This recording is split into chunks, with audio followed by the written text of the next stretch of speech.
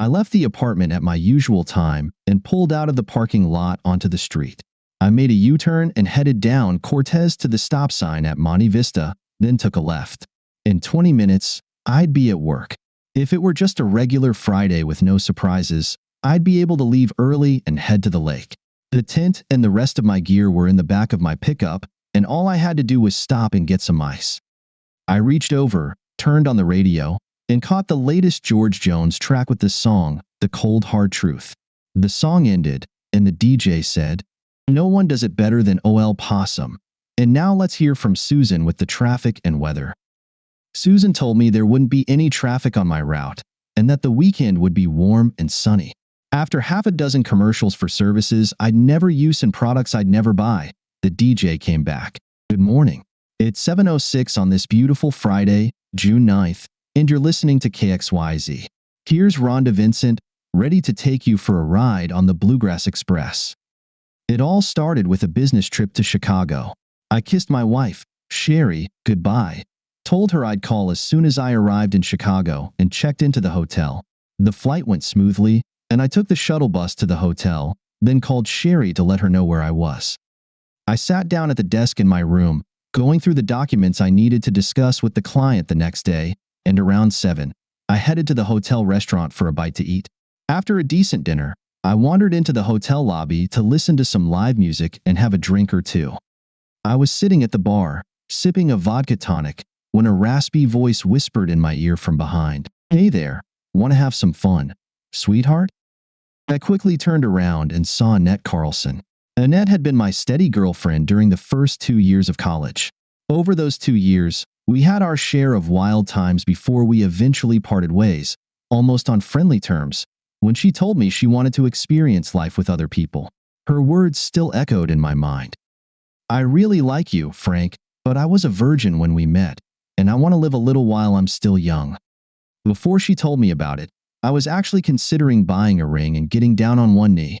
The speed with which I abandoned that idea suggested it probably wasn't such a great one to begin with. Later, I found out that she had gained a reputation around campus for being a bit too easy. And now, 15 years later, here she was, standing behind me at a hotel bar in Chicago. She hugged me, pulled me close, and said she was so happy to see me. Then she invited me to join her and her husband at their table. I told her no, thank you. I didn't want to intrude, but she insisted. "Nonsense. Come on," she said, grabbing my hand, pulling me off the bar stool, and leading me to where her husband was waiting. As we walked to their table, she leaned in and whispered, "You don't have to mention how I greeted you. Harry wouldn't get it." "That's too bad. I was seriously considering taking you up on the offer." Of course, that wasn't true. I had never cheated on Sherry and wasn't planning to, but at that moment, it just seemed like the thing to say. Annette introduced me to her husband, and then we both amused ourselves by reminiscing like old friends. "Have you heard from whatever happened to? And did you hear about?" Harry got up to head to the men's room, and Annette watched him as he walked away. Once he was out of sight, she asked, "Why did you even let me go?" She asked. "As far as I remember, I didn't let anything happen. You just straight up told me you wanted to explore the male population at school and said goodbye." Biggest mistake of my life. I already had the best and didn't even know it. "Thanks for the compliment." "It's true, honey, and you know it. Besides being a great guy, you were the best I've ever had, and I was a fool to let you go."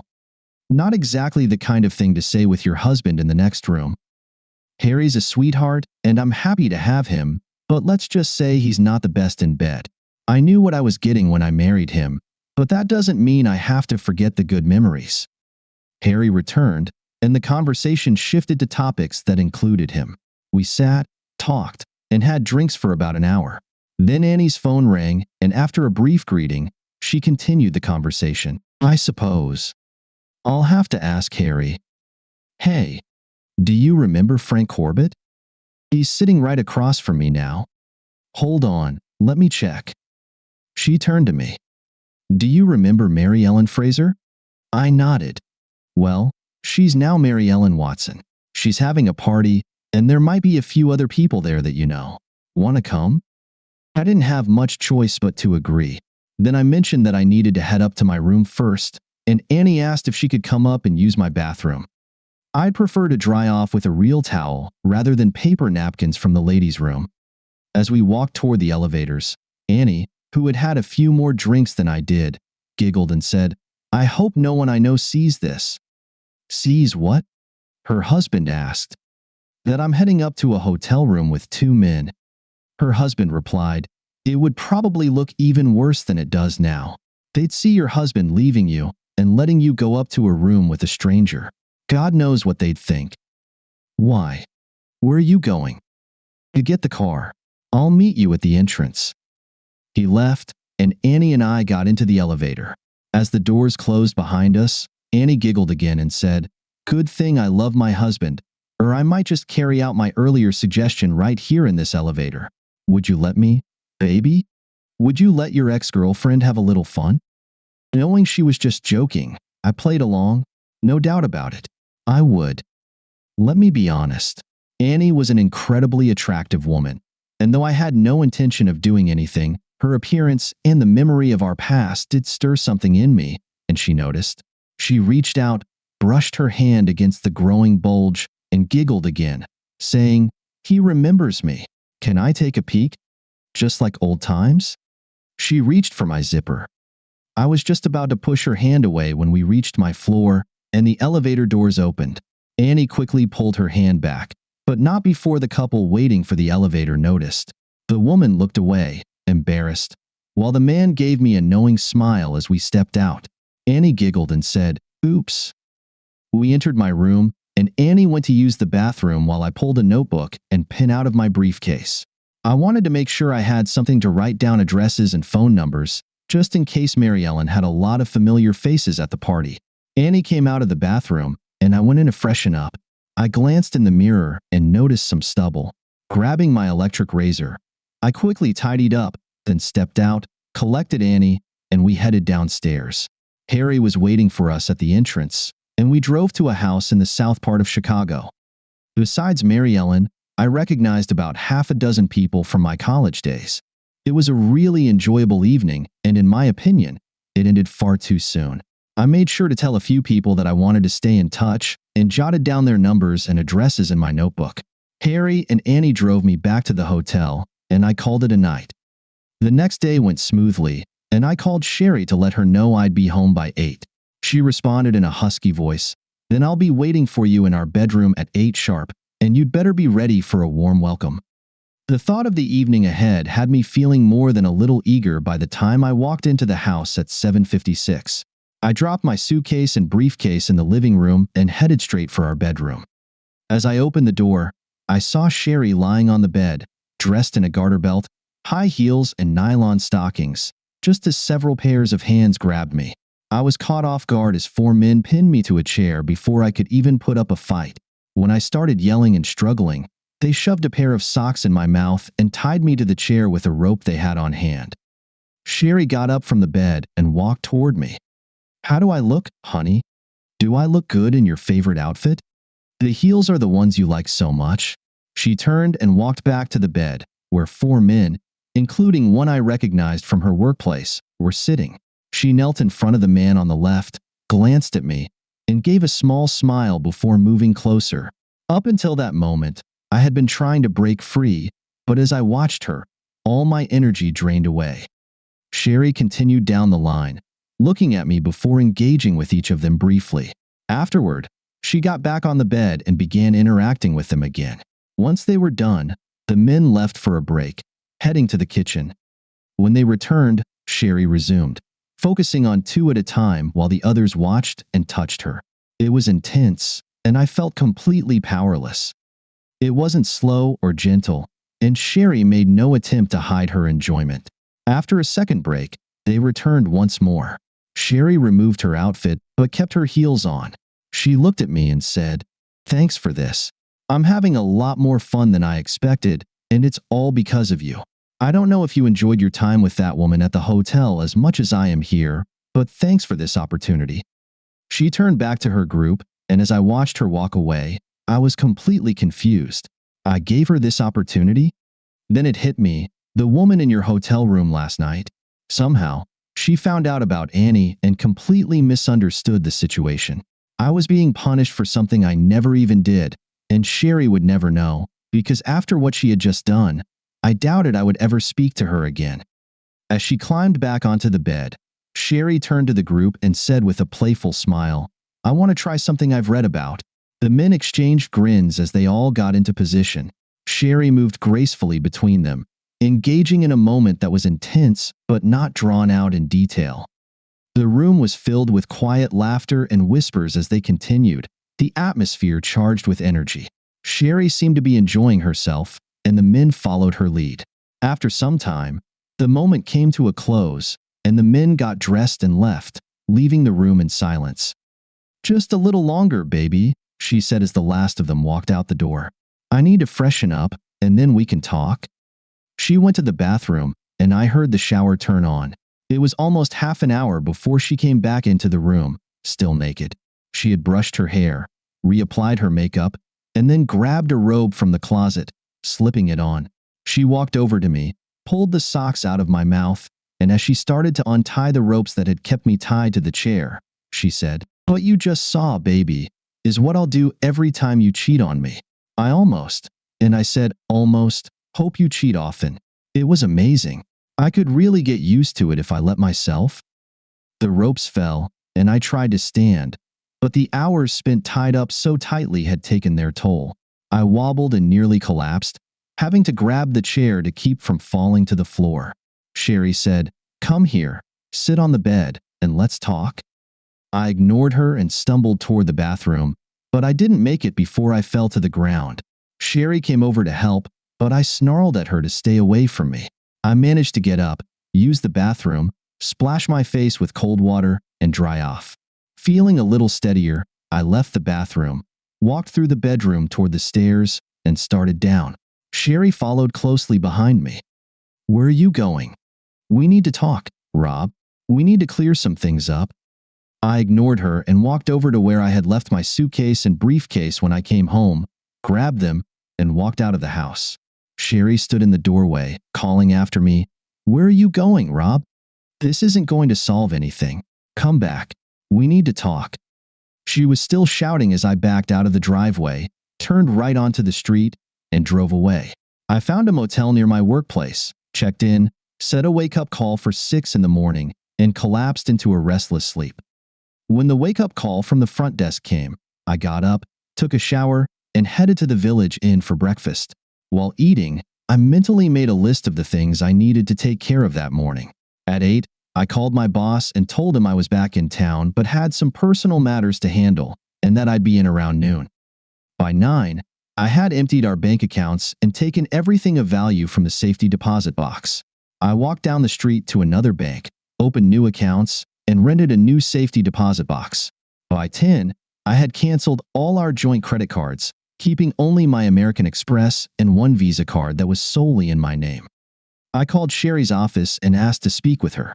As soon as she said hello, and I confirmed she was at work, I hung up and drove home. By 11, I had everything I needed to get by for the next couple of weeks.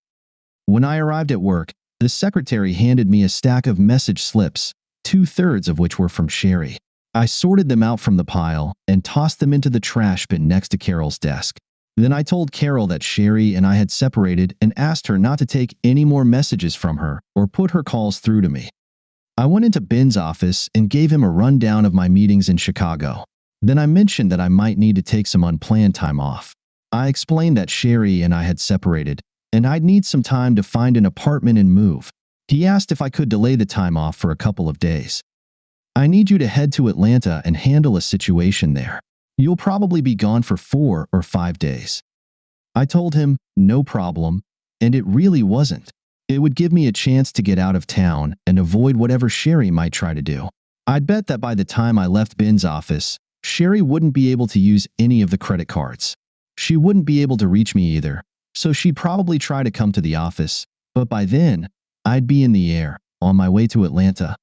I informed Ben and Carol not to tell Sherry that I'd left town, then headed back to the motel, packed my things, and went to the airport.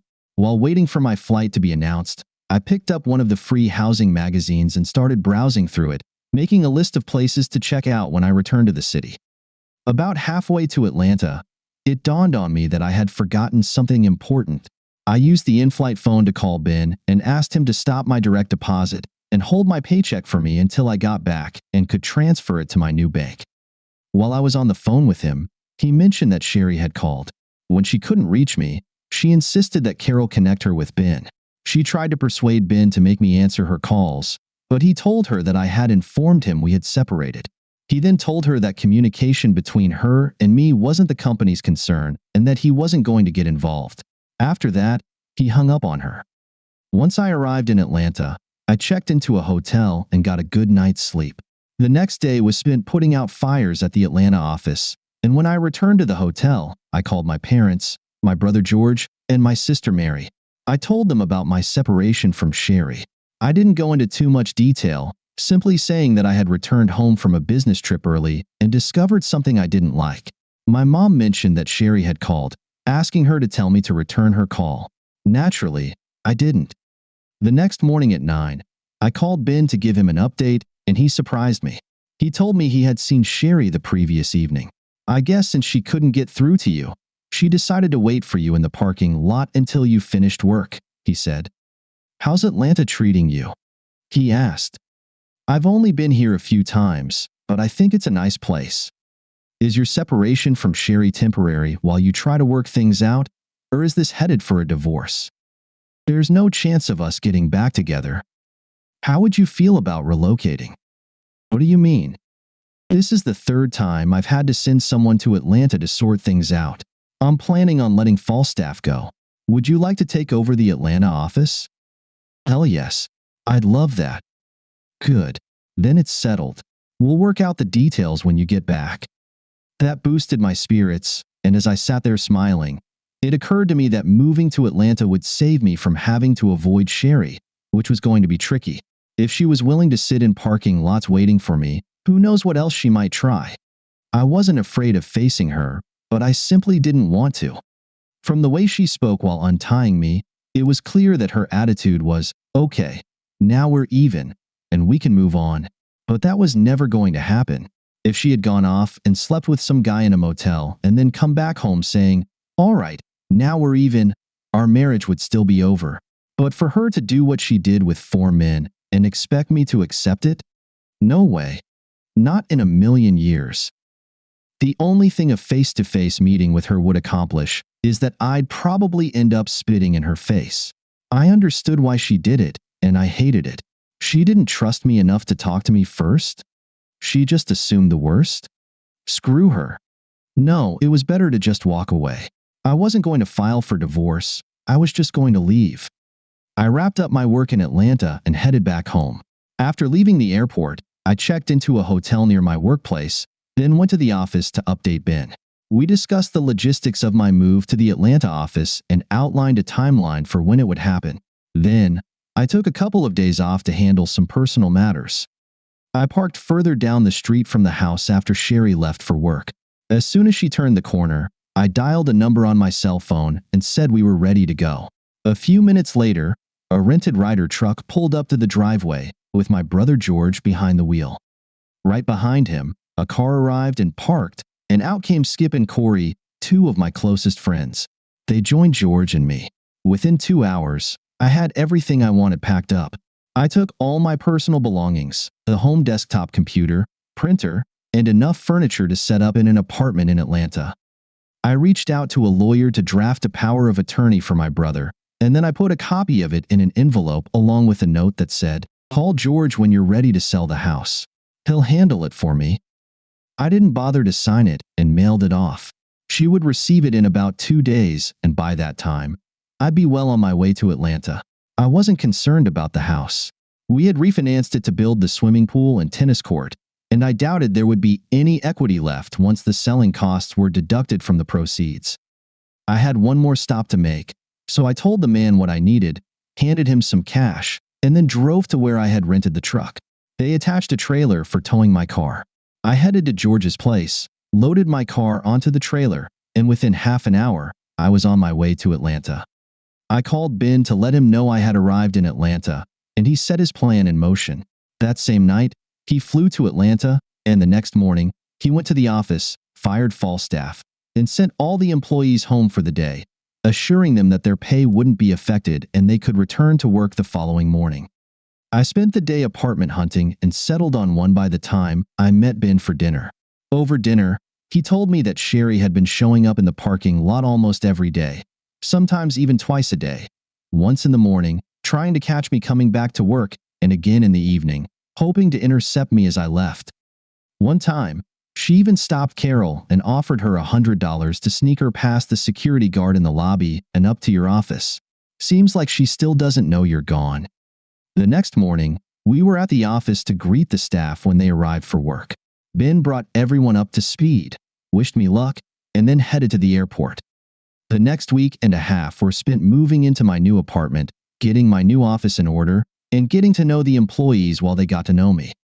On the last Friday of the second week, I received a package in the mail and set it aside to go through over the weekend. My apartment was on the second floor, and it had a small balcony overlooking the pool. I had bought a small patio table and 2 chairs to use out there. On Saturday morning, I sat at the table, sipping coffee and going through the contents of the package. It had cost me quite a bit, but I felt it was worth it, based on the assumption that Sherry had enlisted Steve, a colleague of mine whom I recognized, to help organize the group incident, and that they had arranged it all in one day. I was sure he'd use some of his buddies to fill out the group. I had given the private investigator all the information I had on Steve and provided descriptions of the other 3 men who had been there that night. I told the detective I wanted him to follow Steve and find out if he was meeting with anyone who matched those descriptions, and if so, to gather information on them. The results were much better than I'd expected. Steve had indeed met with 3 men who matched the descriptions I'd given the detective, and sheer luck confirmed that these 3 were exactly the ones I'd been looking for. The operative who was tailing Steve saw him meet up with the trio at a sports bar and managed to take a seat nearby. He overheard them talking about the group incident and discussing when they could do it again. He didn't catch if they had set a date because he got up to call for backup and follow the trio as they left the bar. It was incredibly expensive, but now I had the names, addresses, and workplaces of all 4 of those guys. I started making plans. It took 3 months before I could arrange a weekend trip. I drove. No one tracks cars like they do planes, and I had extra gas in cans so I wouldn't have to stop at any gas stations. By the time I went to work on Monday morning, I was filled with the satisfaction of knowing it would be a very long time before Steve Bowen could use his equipment again. A cast iron pipe applied multiple times to the groin area tends to have a damaging effect on male organs. Apparently, a hooded man caught Bowen in the parking lot outside his home and beat him within an inch of his life, taking his watch, rings, wallet, and everything else in his pockets. 3 weeks later, the same thing happened to Archie Mellon and Jeff Montrose. By the time I made my 3rd trip, Norm Reed seemed to have figured out what connected Bowen, Mellon, and Montrose and took a job in another state, hightailing it out of Dodge. It was a shame, but 3 out of 4 wasn't bad. I considered hiring the private detective to track him down but decided against it. 5 months passed, and work was going well. I met a few ladies in bikinis lounging by the pool and got particularly close to one of them. One of those women, a flight attendant named Brandy, eventually found her way into my bed. Whenever she wasn't flying or visiting her parents, she spent time with me. It was a good arrangement for both of us until she told me she was getting married to one of the captains she regularly flew with. I suspect that when she wasn't in my bed, she was in his during their layovers. As a parting gift, she introduced me to another flight attendant named Gloria, and we hit it off. Gloria made it clear from the start that she was only interested in a friends with benefits arrangement, which suited me just fine. I felt down for a couple of days after losing Brandy and before starting things with Gloria, but then things got worse. One Tuesday evening, I came home from work, pulled into the parking lot, and as I got out of the car, I heard, "Hello, Rob." I turned around and saw Sherry. I just stood there staring at her. Surprised to see me? More disappointed than surprised. Disappointed? I was hoping I'd never see you again. The way I left should have made that clear. Maybe it would have if you had filed for divorce. The fact that you didn't gave me hope that we could work things out and continue our life together. There's no chance of that. Your group incident put an end to that. How can you blame me for that after what you did? I don't even know what you think I did. That's bull, Rob. I told you I wanted to get back at you after I called and found that tramp in your room. There was no tramp in my room, Sherry. Don't feed me lies. I called you, and a woman answered the phone. I asked who she was, and she told me, then asked who I was. When I said I was your wife, she giggled and said, "Oh, so you're the lucky one who gets that amazing guy all the time." And then she hung up. So, instead of talking to me about it, you went and did something foolish, had a group incident to teach me a lesson? Is that all? Exactly, she exclaimed. First of all, Annie wasn't a tramp. She and her husband were waiting for me to use the bathroom in my room before they took me to a party with people I went to school with. Annie had a bit too much to drink, and she was probably just being playful when you called. Stop it, Rob. She straight up told me she knew about the size of your. You know? She did know. Annie was my girlfriend for the first 2 years of college, and then we broke up. And again, she was with her husband. You could have found all of this out if you'd bothered to talk to me before you went and destroyed our marriage. As for the divorce, it was in my best interest not to file and let you do it. How do you figure that? I would have had to split our assets evenly if I filed for divorce before I left. You'll still have to do that, even if I'm the one to file. Maybe, but the assets we would have had to split would have been those we jointly owned at the time of filing. Right now, that's just the house, and there's not enough equity in it to even bother. If you're waiting for me to file for divorce, you'll be waiting a long time. As long as we're married, there's always a chance. No, Sherry, there's not a chance in the world. You showed me exactly what you think of me when you did what you did out of spite. You showed me you don't trust me, and you showed me that you think I'm some spineless weakling who would just accept what you did and say, "Sorry, I'll be a good boy from now on." You killed our marriage, and there's no way it can be revived. You're wrong. I don't think you're spineless. I expected you to be as upset as I was when that woman answered your phone. I know you're not weak. That's why I had them tie you to the chair, to keep you in control. I love you, Rob. I love you. I want you. And I need you. Well, that's too damn bad, Sherry, because I don't want you. Especially after I was tied to that damn chair and had to watch you for hours. You know what struck me the most while I was sitting there? The ease with which you did it and how quickly you arranged everything. It was like it was something you'd done many times before. You seemed so comfortable with those 4 guys. It looked like you were in sync, like you all shared in the pleasure. Her face went pale. Oh no, Rob, never. I swear to God, never before. Unfortunately, Sherry, I don't trust you anymore, so I don't believe that. But it doesn't matter. Once was enough. Look at it this way. You said it was amazing and that you could get used to it. So go ahead, call up your 4 guys and get started. I couldn't do it, even if I wanted to. Why not? I'm certainly not going to stop you. You know why. You know what you did, and even if they can't prove it, they know it was you. Sorry, Sherry. I have no idea what you're talking about. I'm not stupid, Rob. When 3 of the 4 ended up in the ER, and the only thing they had in common was that night with me, it wasn't hard to figure out who was responsible. Only 3? Why not all 4?